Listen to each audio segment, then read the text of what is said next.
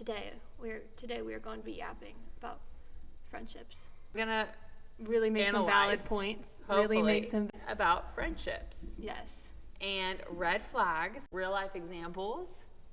We have our own Unique point of perspectives. views. Unique perspectives. I guess our first red flag is like small-minded people. There is a term called fixed mindset and growth mindset. You would equate small-minded people with a fixed mindset, meaning your friends and or community who are around you are uncomfortable to change and or growth.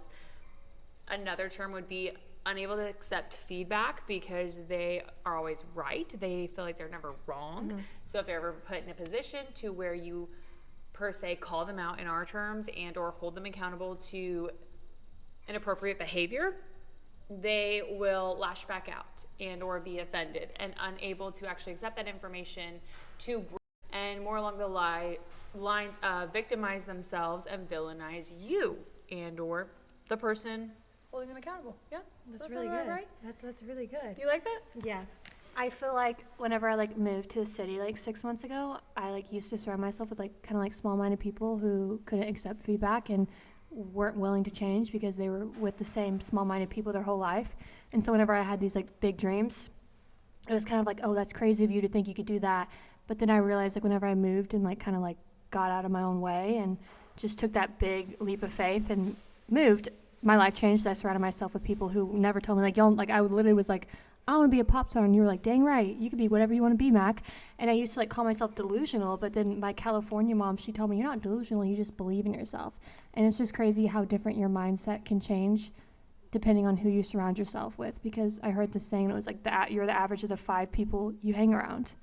And so really evaluate who you're surrounding yourself with.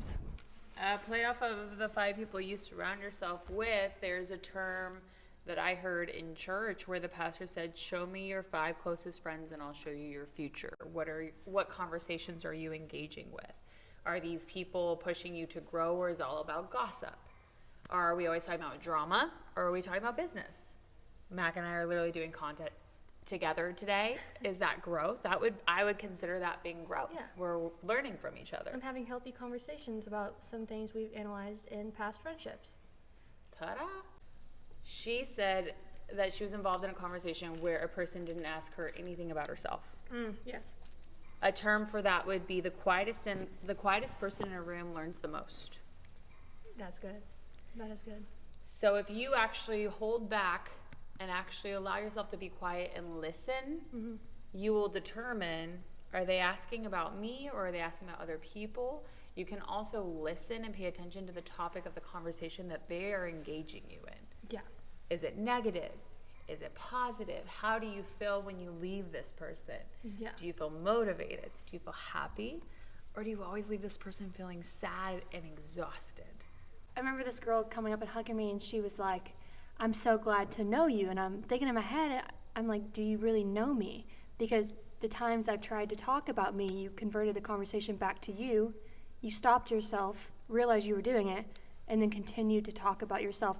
So if you just go quiet for a little bit and you just you can really decide a lot in your friendships and see if it's all about them.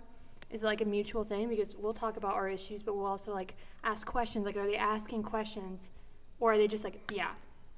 Because those people probably don't care, Also, too, in a positive note, if you sit there and take a step back and realize the people you're surrounding yourself with is talking about business, Mac is a really good example of this. Every time I'm with her, there is something new that she's working towards.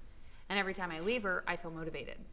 Whether it's because we did content together, or it's because today she helped me do the splits, and I'm going to go home and probably learn and do those stretches every single day. I learned something from the interaction. I'm choosing to grow from the interaction.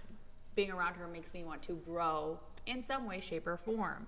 Do you feel that way every time you leave these 5 people in your circle? That was a good one. That a good one? No, that was a good one. That was a good one. I did good on that one.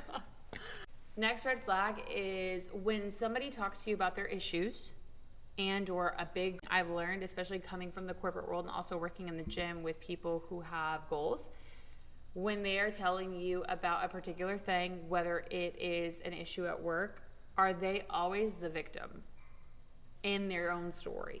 This is a huge thing I've realized, only because I've also personally been trying to self-analyze myself when I tell stories Am I taking responsibility for my own actions within the situation? So every time they tell you a story, you are only getting their side of the story. So you need to listen to them and see how they're telling this story. Are they always the one being victimized? And if they are, this is a very big red flag of, hey, their fixed mindset. Yeah. Like, you're always also going to be the villain in their story too. Because they're probably not willing to change. Yep. Ever. But when you come and you get feedback from a boss, are they coming to you and saying, oh my gosh, she totally pointed this out.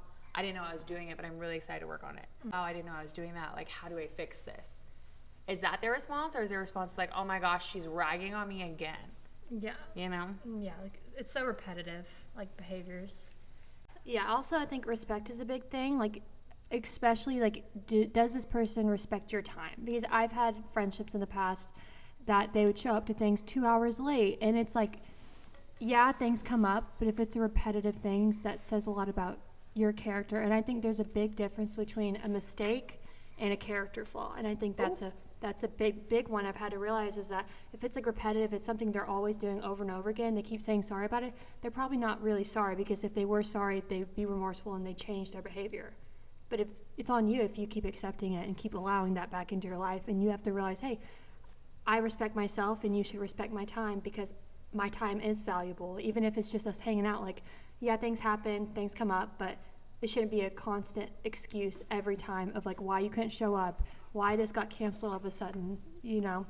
So yeah, just respect yourself enough to not tolerate less than you deserve.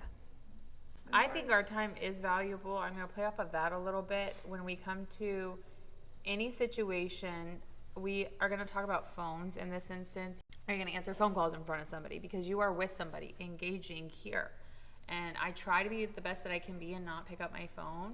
There's a very good boundary of like, pick up your phone, tell them to call them back, text them, whatever that may be. Mm-hmm. You are with somebody taking up their time.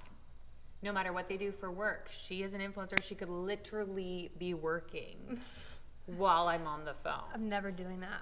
I'm But listening to her conversations. I'm like adding in over there, like, yeah, add this to the conversation. But like, when you're friends, when you are with them, are they disrespecting your time in any of these forms?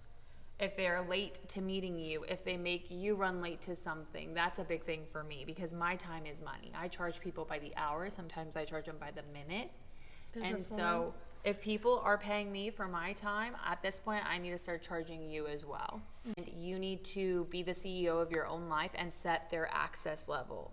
CEO, set the access level. So if you are an entry-level agent in my life, you ain't getting into Prada, you're not baby. going anywhere. You got a 9-to-5 access level to me.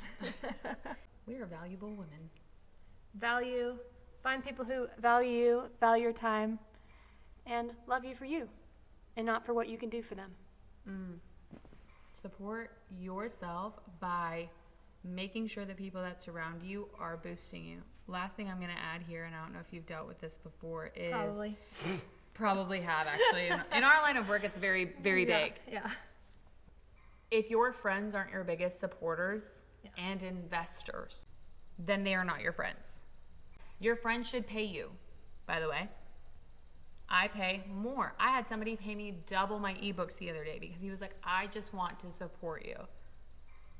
Your friends will invest in your business because when you become wealthy, it's going to come back tenfold, just like God. She'll buy you a yacht. I'll buy you a yacht one day. You can own it with me. Be a partner. I don't want a yacht, but you know what? The significance of it is there. It's one thing to jump in the background and be like, oh my God, your video is so good. Did you like the video?